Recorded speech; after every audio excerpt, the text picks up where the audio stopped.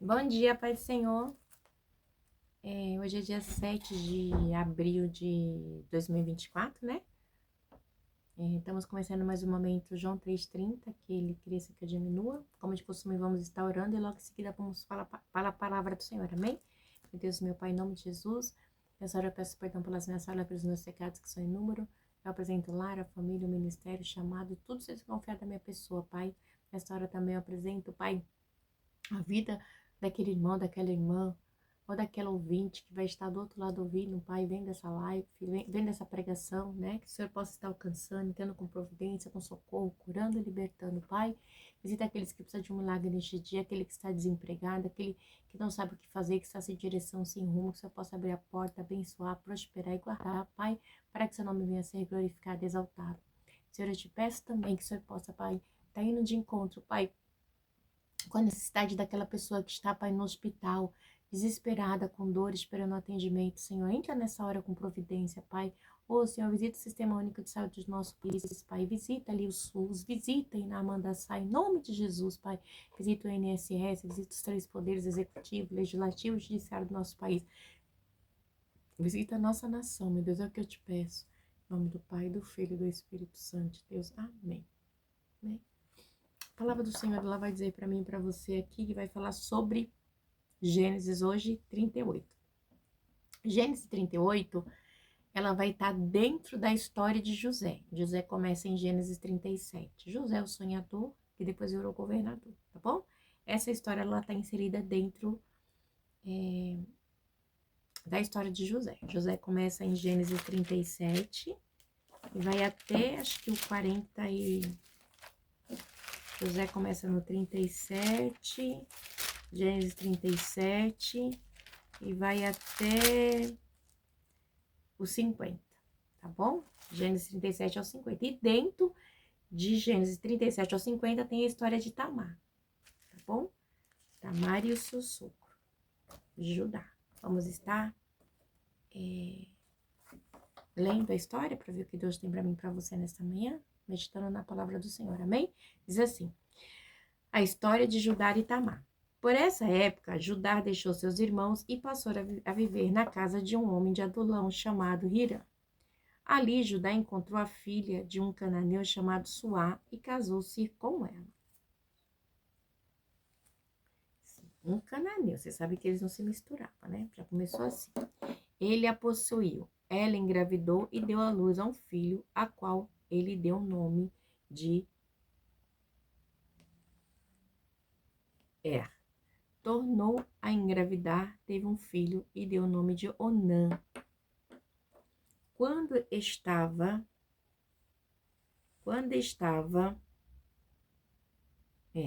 tornou a engravidar e teve um filho e deu-lhe o nome de Onã. Quando estava em Quezibe, ela teve ainda outro filho e chamou-se o nome de Selá. Judá escolheu uma mulher chamada Tamar para seu filho mais velho. Mas o Senhor reprovou a conduta perversa de filho mais velho de Judá, e por isso o matou. Eita! Então Judá disse a Onã: case-se com a mulher de seu irmão, cumpra as suas obrigações de cunhado para com ela, e dê uma descendência a seu irmão. Mas, mas Onã sabia que a descendência não seria sua. Assim, toda vez que possuía a mulher de seu irmão, derramava o sêmen no chão para evitar que seu irmão tivesse descendência. O Senhor reprovou o que ele fazia e por isso o matou também. Disse então Judá a sua nora Tamar: more como viúva na casa de seu pai, até que meu filho Selá cresça, porque temia que ele viesse a morrer como seus irmãos. Assim Tamar foi morar com seu pai. Tempos depois morreu a mulher de Judá, filha de Suá. Passando luto, Judá foi ver os tosqueadores do seu rebanho em Timá com seu amigo Hirã, adulamita. Aí vou marcar aqui, para mim não esquecer. Ele ficou viúvo de Hirã. Quando foi dito a Tamar seu sogro está a caminho de Timar para tosquear suas ovelhas, ela trocou suas roupas de viúva, cobriu-se com um véu para se disfarçar e foi sentar-se à entrada de Enaim, que fica no caminho de Timar. Ela fez isso porque viu que, embora Selá já fosse crescido, ela não lhe tinha sido dada em casamento. Quando a viu, Judá pensou que fosse uma prostituta, porque ela havia encoberto o rosto. Não sabendo que era sua nora, dirigiu-se a ela à beira da estrada e disse: Venha cá, quero deitar-me com você. Ela lhe perguntou: O que você me daria para deitar-me comigo? Disse ele: Eu lhe daria um cabrito do meu rebanho. E ela perguntou: Você me deixaria alguma coisa como garantia até que eu mande? E disse Judá: Que garantia devo dar-lhe? Respondeu ela: O seu selo, como o cordão e o cajado que você tem na mão. Ele os entregou e a possuiu, e Tamar engravidou dele. Ela se foi, tirou o véu e tornou a vestir a roupa de viúva. Olha para tu ver. Judá mandou o cabrito por meio de seu amigo Adolamita, a fim de reaver a mulher, sua garantia, mas ele não a encontrou. E perguntou aos homens do lugar: Onde está a prostituta cultural? Que costuma ficar à beira do caminho de Enaim. Eles responderam: Aqui não há nenhuma prostituta cultural. Assim ele voltou a Judá e disse: Não a encontrei. Além disso, os homens do lugar disseram que lá não há nenhuma prostituta cultural. Olha para tu ver. Disse Judá: Fique ela com o que lhe dei. Não quero que nos tornemos objeto de zombaria. Afinal de contas, mandei a ela este cabrito, mas você não a encontrou. Cerca de 3 meses mais tarde, dissera Judá: Sua nora Tamar prostituiu-se. Na sua prostituição ficou grávida. E disse Judá: Tragam-na para fora e queima-na viva. Olha só. Traga-na para fora e queima-na viva. Quando ela estava sendo levada para fora, mandou o seguinte recado ao seu sogro: Estou grávida do homem que é dono dessas coisas. E acrescentou: Veja se o senhor reconhece a quem pertence este selo, este cordão e este cajado. Eita Jesus! Judá os reconheceu e disse: Ela é mais justa do que eu, pois eu devia ter entregue meu filho, sei lá, e não voltou a ter relação com ela. Olha só. Judá reconheceu e disse: Ela é mais justa do que eu, pois eu devia tê-la entregue meu filho, sei lá, e não voltou a ter relação com ela. Quando ela chegou à época de dar à luz, havia gêmeos em seu ventre. Olha que coisa forte. Enquanto havia o quê? Gêmeos em seu ventre. Enquanto ela dava à luz, um deles pôs a mão para fora, então a parteira pegou um fio vermelho e amarrou o pulso do menino, dizendo: Este saiu primeiro. Mas quando ele recolheu a mão, seu irmão saiu e ela disse: Então você conseguiu uma brecha para sair, dele o nome de Perez. Depois, seu irmão, que estava com o fio vermelho no pulso, e foi-lhe dado o nome de Zerá. Amém? Deus, meu Pai, obrigada, meu Deus, por essa palavra que o Senhor colocou no meu coração, Pai, nesta manhã. Careça que eu diminua, que o Senhor cresça, que o Senhor venha falar aquilo que o Senhor tem para falar aos nossos corações. Que eu não falo, Pai, aquilo que eu quero, mas aquilo que o Senhor tem para falar. Que eu diminua, que o Senhor cresça, que eu te peço nessa hora. Em nome do Pai, do Filho e do Espírito Santo de Deus. Amém? Então, a gente acabou de ver a história de Judá e Tamar. O que acontece? A gente vê que a palavra vai dizer assim: por essa época, Judá deixou seus irmãos e passou a viver na casa de um homem de Adulão, né? Chamado Hirão. Ali, Judá encontrou a filha de um cananeu chamado Suar. E casou-se com ela. Ele a possuiu e ela engravidou e deu à luz a um filho, ao qual deu seu nome de Er. Tornou a engravidar e teve um filho e deu o nome de Onã. Quando esteve em Quizebe, ele teve ainda um outro filho e chamou-o Selá. Entendeu? Judá. Quem é Judá? Esse Judá na história é o 4º filho de Jacó com Lia. Tá bom? E aí vai dizer que ele tomou mulher de outra tribo, que não era da linhagem, né? Do povo de Israel, Judá. Pode-se dizer assim, ele trouxe mulher estranha para o meio do povo de Deus. Vamos lá. E aí diz um 6. Judá escolheu uma mulher chamada Tamar para seu filho mais velho. Mas o Senhor reprovou a conduta perversa de filho mais velho de Judá, e por isso matou. A palavra vai dizer que aí Judá, né? Judá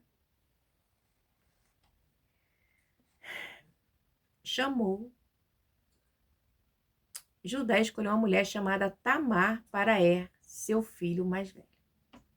E aí ele foi escolher uma esposa para e casou-se com Tamar.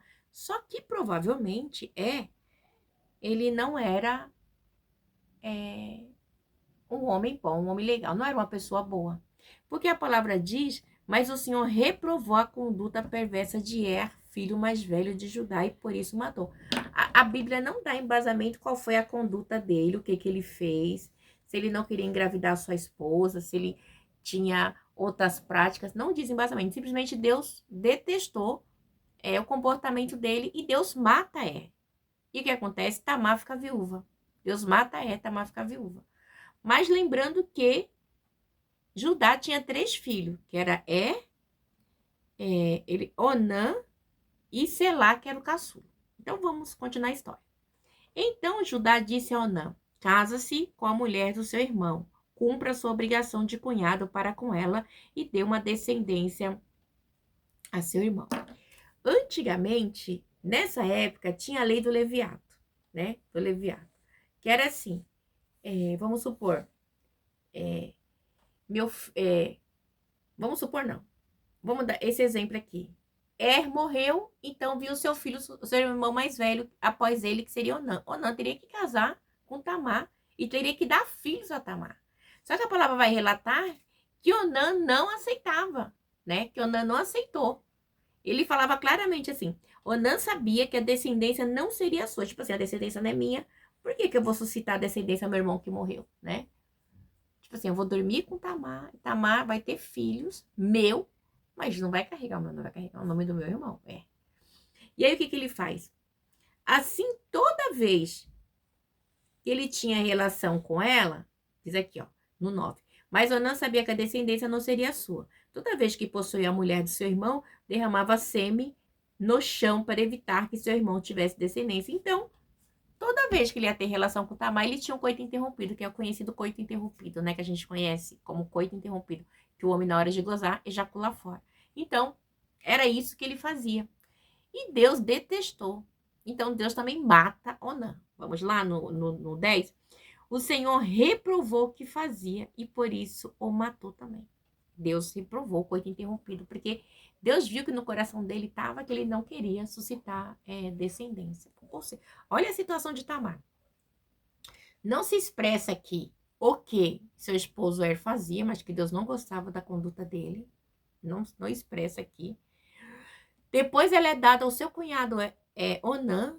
Onã tem relação com ela e ejacula fora, para ela não ter filho. Gente, pensa a estrutura dessa mulher, como é que não tá? Eu tô aqui imaginando, né? Viúva, seu esposo, Deus não gostava, deveria ser um homem abominável, porque Deus não gostava. Depois ela vai ficar com seu cunhado também não a tem como mulher, como deveria ter, devido à lei do leviato, né? E ele rejeita, porque essa lei do levirato, você lembra da história de Ruth e Noemi? Que é Ruth, né? Quando ela vai lá para a terra, né? A gente vê que Boaz casa com ela, mas antes de Boaz tinha um primo mais próximo, e o primo mais próximo não aceita, e aí Boaz casa com Ruth. Então, essa é a lei do levirato, bom? Porque os filhos de Noemi haviam morrido. Então, aqui também, aí teria que suscitar descendência, né? E a gente vê que Boaz suscitou descendência para a família de Ruth, de Noemi através de Ruth, porque a gente vê que depois ele é avô de Obed-edom, que é pai de Davi, né? Ele é avô de Davi, que é pai de Obed-edom. Ai, desculpa, que é tanta coisa. Então, e aqui não queria, né? Queria acabar com a descendência. E Deus ficou bem irado. E aí diz o quê? E disse então Judá a sua nora, Tamar, more como viúva na casa de seu pai, até que o meu filho Selá cresça, porque temia que ele viesse a morrer como seus irmãos. Assim Tamar foi morar na casa de seu pai. Então, Judá, ele teve um temor, porque já perdeu seu filho, depois vai perder o seu filho ou não. Ela falou assim, não, Selá vai morrer também. E ambos morreram. Então, vá morar na casa dos seus pais. Quando Selá crescer, eu te dou ele como marido, ele suscitará, né, filho. Ele vai seguir o Leviarato. Gente, é um nome tão complicadinho. Levirato, né, para que venha ter descendência, para que eu venha ter descendência. E ela vai, né? E chega lá, ela vê que passa muito tempo. Aí diz no 12, tempos depois morreu a mulher de Judá, filha de Suá. Aí ele ficou o quê? Viúvo. Muito tempo depois, o seu sogro, né? A sua sogra morre e o seu sogro fica viúvo. Diz assim, no 12, tempos depois morreu a mulher de Judá, filha de Suá. Passado o luto, Judá foi ver os tosqueadores de seu rebanho, Timar, com o seu amigo Hirã, o Adolamita. Então, ele ficou viúvo, né? E ele vai visitar, né? E deixa eu escrever aqui. Vai ver, né, os seus tosqueadores, vai ver o rebanho. Mas quando ele está indo, diz no versículo 13, quando foi dito a Tamar, seu sogro está a caminho de Timar para tosquear suas ovelhas, ela trocou suas roupas de viúva, cobriu-se com véu para se disfarçar e foi sentar-se à entrada de Enaim, que fica no caminho de Timar. Ela fez isso porque viu que, embora Selá já fosse crescido, ele não lhe tinha sido dado em casamento. Então, a gente vê que Selá... Então, assim, obviamente, a gente tinha passado muitos anos, né? E ela estava lá na casa dos seus pais como viúva, esperando que Judá cumprisse a promessa para com ela. E Judá não cumpriu, Judá se esqueceu ou fingiu que se esqueceu. Porque os seus 2 filhos, após deitarem com Tamar, morreram. Então, ele tinha esse medo também de Selá ser morto, né? Após deitar-se com Tamar. E o que ela faz? Ele não fala nada, mas ela começa a perceber que ele estava enganando, que estava procrastinando a situação. A palavra diz que ela sabe que ele vai estar indo passar naquela região para ver os seus animais, né? As suas ovelhas. Vai tosquear as suas ovelhas. O que ela faz? Ela tira a roupa de viúva, né? Que ela era viúva de 2 maridos, e coloca uma roupa de prostituta. E vai ao caminho aonde o seu sogro vai passar. Olha que situação. E quando viu Judá, pensou que... Quando o Judá o viu, né? Quando o seu sogro a viu, pensou que ela era uma prostituta, né? Aí diz assim no 15. Quando a viu, Judá pensou que fosse uma prostituta, porque ela havia encoberto o rosto. E o que ele faz? Não sabendo que era sua nora, dirigiu-se a ela à beira da estrada e disse. Então, ele a viu, não sabia que era sua nora, porque ela não estava com a roupa da prostituta, de viuvez, estava com uma roupa de prostituta. E aí ele diz a ela assim, venha cá, quero deitar-me com você. E ela lhe perguntou, o que você me dará para deitar-se comigo? Disse ele, eu lhe mandarei um cabrito do meu rebanho. E ela perguntou, você me deixará alguma coisa como garantia até que eu mande? Não, então já que você quer dormir comigo e você não tem nada no momento, você ainda vai me enviar o cabrito, então me dê uma garantia de que realmente você vai me pagar. Olha, não me pergunta, Deus tem os seus meios de trabalhar. E aí a palavra diz que ele, então disse Judá, que garantia devo dar? O que eu tenho aqui? Eu não tenho nada a bem dizer. Aí respondeu ela, o seu selo com o cordão e o cajado que você tem na mão. Então os entregou e a possuiu, e Tamar engravidou dele. Então ele deu o selo. Esse selo era tipo como se fosse um carimbo. Sabe no dia de hoje? Sabe, você vai lá porque antigamente eles selavam, né? Com anel, né? Então esse selo é tipo um carimbo, que representa, né? Que era da pessoa, era da posse dele, né? E esse selo com cordão ficou. Ele ficava no pescoço. É tipo um cilindrozinho pequenininho, né? Tipo de assinar documento, tipo assim, ó, né? De barro. Disse que era de barro.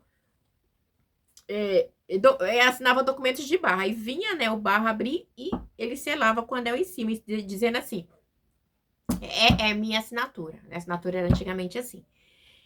E aí o dono que usava pendurado, né, no pescoço, um cordão, passada por passava, né? Passava e confirmava que era ele o dono. E ela ficou com o cordão. Agora, olha a situação. E aí o que aconteceu? Diz assim, vou ler de novo no 18. Disse Judá: que garantia devo dar-lhe? Respondeu ela: o seu selo como o cordão e o cajado. Com o cordão e o cajado que você tem na mão. Ele a entregou e a possuiu. E Tamar engravidou dele. Ela engravida do seu sogro. Olha que situação. Gente, é uma situação bem complexa, né? Mas Deus tem o seu meio de trabalhar. Então, assim, ela casou com Er, Deus matou Er. Depois ela casou com Onã. Onã fazia coito interrompido. Daí seu sogro disse que ia dar Selá quando crescesse. Manda ela para casa do pai. Ele não manda, Selá cresce. Talvez Judá com medo de Selá morrer também, porque ambos seus filhos haviam morrido porque dormiu com ela, né? E aí ele passa no lugar, né? Ela vai e tem relação, tipo, tira a roupa de luto, põe uma roupa de prostituta, tem relação com ele, engravida do seu sogro, Judá. Olha só o que acontece. E aí diz que depois disso, ela no 12, no 19, ela se foi, tirou o véu e tornou a vestir as roupas de viúva. Ela foi para sua casa, tirou a roupa. Agora, tipo assim, não, eu já tive relação com ele, eu espero engravidar. E põe a roupa de viúva de novo e vive a sua vida normalmente. E aí diz no 20, Judá mandou o cabrito por meio de seu amigo Adulamita a fim de reaver a mulher reaver da mulher sua garantia, mas ela não encontrou, né? E ele manda, né, o seu amigo no outro dia com o cabrito para rever as coisas. E perguntou aos homens do lugar, onde está a prostituta cultual? Né? E aí, que costuma ficar à beira do caminho, eles responderam, aqui não há nenhuma prostituta cultural, não. Aqui na nossa região não tem prostituta. Não tem. E aí, assim, ele voltou a ajudar e disse, não a encontrei. Além disso, o homem do lugar disseram que lá não há nenhuma prostituta cultural. Então, assim, aqui não tem prostituta nessa região. E aí, no 23, Judá disse bem assim, e disse Judá, fique ela com o que lhe dei. Deixa lá. Não quero que nos tornemos objeto de zombaria. Afinal de contas, mandei a ela este cabrito, mas você não encontrou. Então, assim, você foi lá levar o cabrito, ela não tava. Eu não quero ser, tipo, motivo de zombaria aqui na região. Deixa pra lá, deixa pra lá. Tipo assim, esquece essa história. Foi passado. E aí diz que no 24 passou cerca de 3 meses, né? 3 meses depois. 24. Cerca de 3 meses mais tarde, disseram ajudar sua nora Tamar, prostituiu-se e na sua prostituição engravidou. Olha, sempre tem um fofoqueiro. Sua nora Tamar se prostituiu e engravidou. Oi, como assim? Ela é viúva dos meus 2 filhos. Tá grávida? E disse Judá, traga-na. E disse Judá, tragam-na para fora e queima viva. Traz ela e queima viva. Tipo, cheio de razão. Tipo, nem sequer se preocupou em saber o que havia acontecido. Já foi, já, ortogando. Vai, joga para fora e queima. Quando ela estava sendo levada para fora, mandou o seguinte recado ao Senhor. Estou grávida do homem que é dono dessas coisas. E acrescentou, veja se o Senhor reconhece a quem pertence este selo e este cordão e este cajado. E aí, como ela havia ficado com as coisas dele, ela envia, já eu vou ser queimada?